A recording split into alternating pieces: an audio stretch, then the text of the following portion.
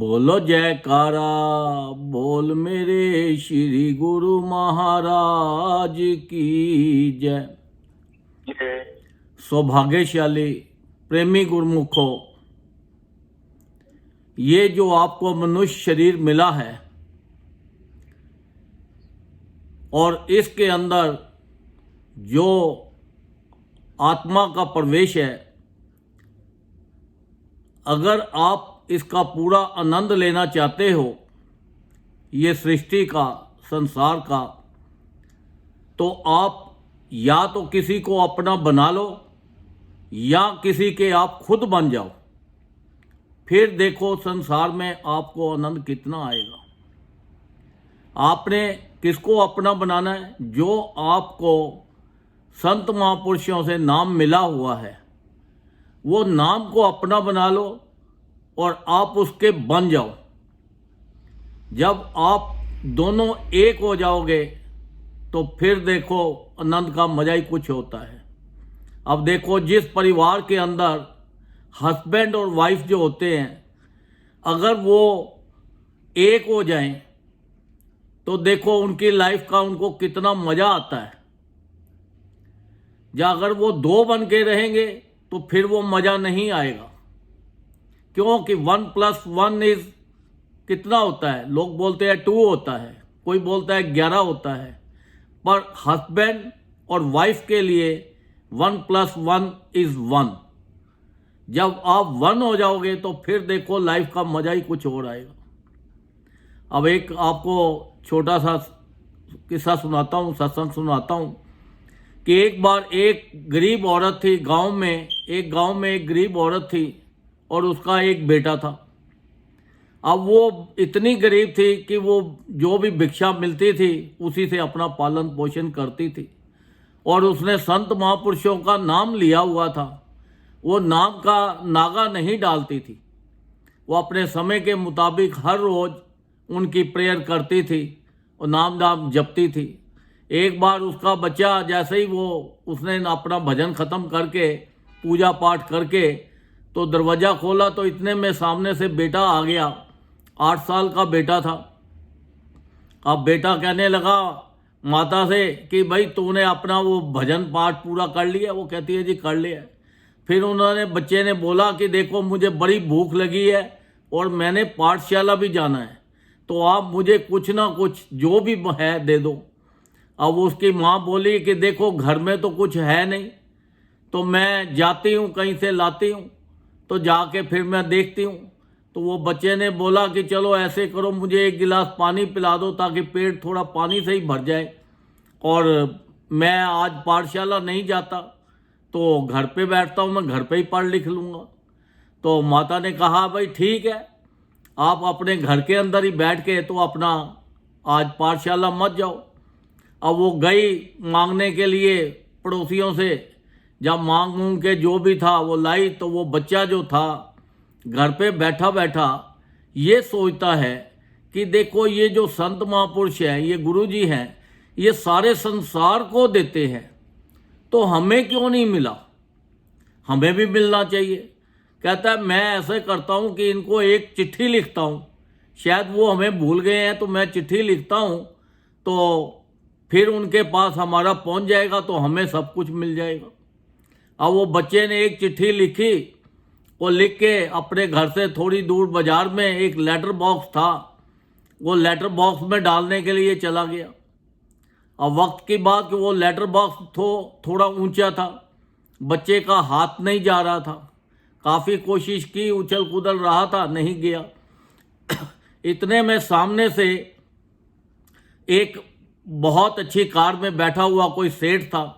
उसने देखा कि ये बच्चा क्या कर रहा है, और इसके तन पे तो कपड़े भी फटे पड़े हैं, और उसको उसके अंदर दया आ गई। उसने अपनी गाड़ी को उसके पास जाके रुकवाया और अपने आदमी को बोला कि जाओ ये बच्चे से इसकी हेल्प करो, ये क्या चाहता है। तो बच्चे से जाके पूछा कि भाई क्या बात है। वो कहता है मैं अपने गुरुजी को चिट्ठी लिखी है, तो मैं डालना चाहता हूँ, मैं ये गुम ना हो जाए। जब वो बंदे ने देखा कि इसके ऊपर एड्रेस तो कोई लिखा ही नहीं हुआ, तो वो अपने बच्चे को साथ लेके तो सेठ के पास आ गया। सेठ जी को बोला भाई ये अपने गुरुजी को ये लेटर डालना चाहता है, तो इसके ऊपर तो एड्रेस नहीं है। उसने बच्चे से कहा कि बेटे अगर कहे तो मैं इसके ऊपर एड्रेस लिख दूं उनका। उसने बोला जी, बड़ा खुश हो गया बच्चा कि एड्रेस लिखे, अब तो पहुंच जाएगा। उस सेठ ने अपने घर का जो एड्रेस था वो इंग्लिश में उसके ऊपर लिख दिया और जाके अपने आदमी को बोला बच्चे के सामने, उसको उठा के इसके हाथ से लेटर डलवा दो। जब वो लेटर उसने डाल के चला गया तो बच्चा बड़ा खुश था। जब सेठ घर पे गया जाके तो उसने वो लेटर को खोला और उसके अंदर क्या लिखा था। लेटर के अंदर उसने पढ़ा कि हमने कई दिन से खाना नहीं खाया और मेरा लड्डू और पेड़े खाने को बहुत दिल करता है और मैंने खाए नहीं हैं, तो आप हमें 2-3 किलो लड्डू जो है वो भिजवा दो ताकि मैं भी खा लूँ और अपने जो मेरे खेलने वाले दोस्त हैं उनको भी खिलाऊं। मैंने लड्डू कभी खाया नहीं है, मुझे उसका स्वाद नहीं पता। जब वो सेठ ने पढ़ा तो उसकी आंखों से पानी आ गया और उसने ये सोचा कि ये जो इसने लेटर लिखा है ये अपने गुरुजी को लिखा है और गुरुजी ने मुझे ही लगता है चुना है। उसने बोला ठीक है। लड़के को बुलाया, कहता है तेरा घर कहाँ पे है। उसने बोला कि थोड़ी दूरी पे है। उसने बोला मेरी गाड़ी में बैठो, मैं आपको आपके घर छोड़ देता हूँ।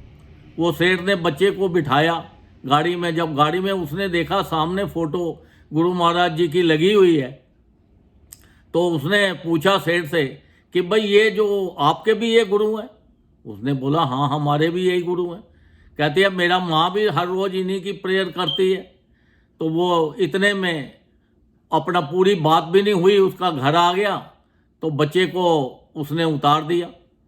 उतार के तो फिर अपना वो उसने घर को अच्छी तरह देख लिया था और उसने अपने आदमी को बोला कि इसके घर पे हर रोज़ 2-3 जितने भी हैं इसको लड्डू और पेड़े इसके घर पे दे के आओ और साथ में ये चिट्ठी दे आओ।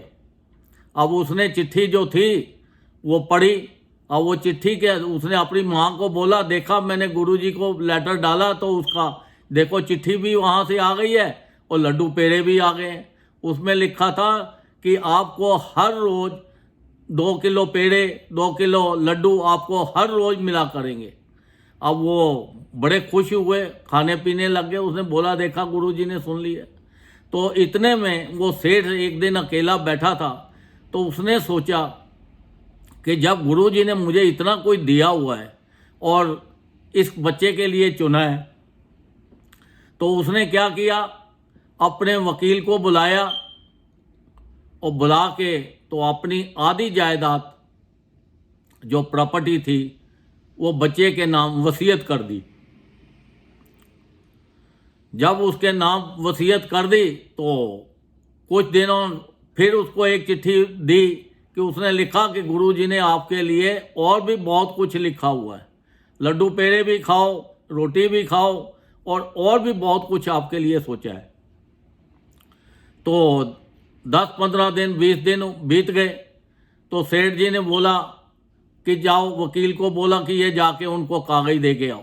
और वकील उनके घर पे आया तो वो तो परेशान हो गए सारे कि भैया वकील किस लिए आया है। फिर उसे पूछा कि भाई क्या बात है, तो उन्होंने बोला कि आपके गुरुजी ने आपके लिए बहुत सारी प्रॉपर्टी और पैसा जो है वो आपके नाम भेजा है। और वो जो सेठ जी थे वो अपना नाम जपते हुए और अपना जीवन का आनंद ले रहे थे। और उसको काफ़ी देखो, जब आप सच्चे दिल से आप विश्वास करके आप पूरे तन से मन से पूरे लगन के साथ जब भजन करते हो तो गुरुजी आपको किसी न किसी रूप के अंदर मिल जाते हैं और वो कोई आपका जरिया ऐसा बना देते हैं जिससे कि आपका सारा काम संसार के भी बन जाते हैं और परलोक के भी काम बन जाते हैं। तो देखो हमारे ऊपर तो संत महापुरुषों की कितनी अपार कृपा है। तो देखो हमें तो उनकी चरण शरण मिली हुई है, नाम दिया हुआ है।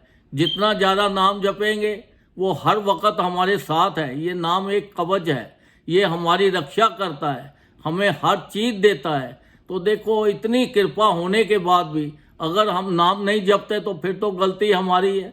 हम बोलें कि हम गरीब हैं, हमारा काम नहीं चलता, हमारे पास पैसा नहीं है, हमारे पास ये चीज़ नहीं है, तो आप नाम जप के देखो, जो भी मांगोगे आपको हर चीज़ बिना मांगे ही मिलती चली जाएगी।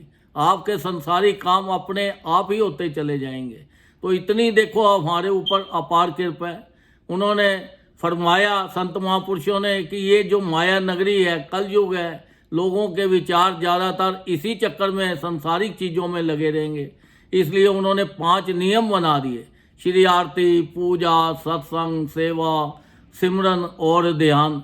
जो श्रद्धा सहित करे निश्चय हो कल्याण।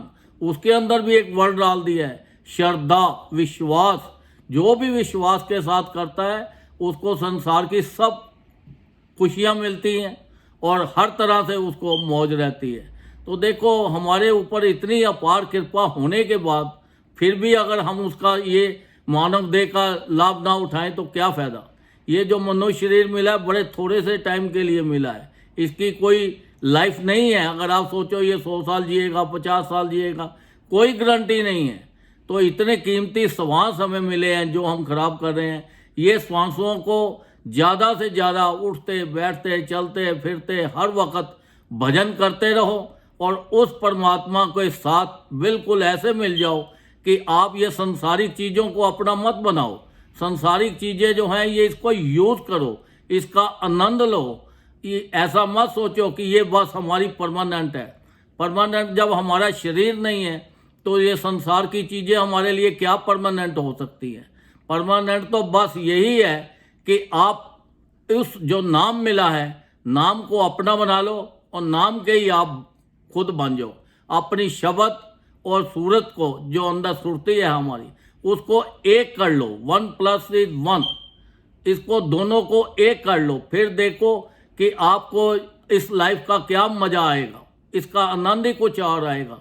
क्योंकि ये मनुष्य देह मिला ही इसीलिए था कि इस अपनी शब्द और सूरत को मिलाने के लिए। तो ये जो संसारिक चीज़ें हैं ये तो हमें आनंद भोगने के लिए मिली हैं, ये तो सब फ्री गिफ्ट में है। ये तो परमात्मा ने कहा कि जाओ जाकर ये संसार के भी मज़े लो और ज़्यादा से ज़्यादा भजन करो, ताकि आपका 84 लाख योनि में आपको ना जाना पड़े, ये दुखों से आपका छुटकारा हो जाए। क्योंकि 84 लाख योनि में तो दुख ही दुख है। तो इसलिए उन्होंने बोला कि अगर आप इसको नाम ज़्यादा से ज़्यादा जपते हो तो आप सीधा सचखंड को जाओगे और आपके सब दुख खत्म हो जाएंगे। संसार के भी आनंद लोगे और वहाँ के भी आनंद लोगे। क्योंकि ये जो संसार है, अगर संसारिक चीज़ों के पीछे पड़े रहे तो फिर तो हमें दुख ही दुख मिलेगा। इसके अंदर संसारिक कोई भी चीज़ ले लो, किसी चीज़ में सुख नहीं है। हम सोचते हैं कि चलो जी ये चीज़ मिल जाएगी तो इसमें सुख मिलेगा, प्रॉपर्टी बना ले तब सुख मिलेगा, बिजनेस कर ले तब सुख मिलेगा। इनमें कोई भी, जब आप सुख ढूंढते हो तो आपको उसी के अंदर से दुख मिलने शुरू हो जाते हैं। ये चीज़ों के साथ प्यार मत डालो, पर इसका काम करते रहो, मेहनत करो, ज़्यादा से ज़्यादा मेहनत करो, खूब पैसा बनाओ, खूब देश विदेश घूमो, खूब संसार के सारे आनंद लो। यह आनंद तभी आएंगे जब आप ज़्यादा से ज़्यादा भजन करोगे, नाम जपोगे और उस परमात्मा को अपना बना लोगे और तुम उसके बन जाओगे। फिर आपको लाइफ का देखो क्या मज़ा आएगा और क्या आनंद आएगा। ज़्यादा से ज़्यादा संत महापुरुषों ने देखो वो फरमाया है कि आजकल का जो समय जा रहा है बहुत मुश्किल में जा रहा है। तो इसलिए हर इंसान को, हर गुरुमुख को 2 घंटे भजन रोज करना है। अगर 2 घंटे कंटिन्यू नहीं होता तो 1-1 घंटा करके करो, 1-1 घंटा नहीं होता आधा-आधा घंटा करके करो। जब भी हो ज़्यादा से ज़्यादा भजन करो, ताकि कोई भी चीज़, कोई भी बला आपके पास ना आ सके और हर तरह से आप मौज लेते हुए, संसारिक सुख भोगते हुए तो अपना उस सचखंड को जाए।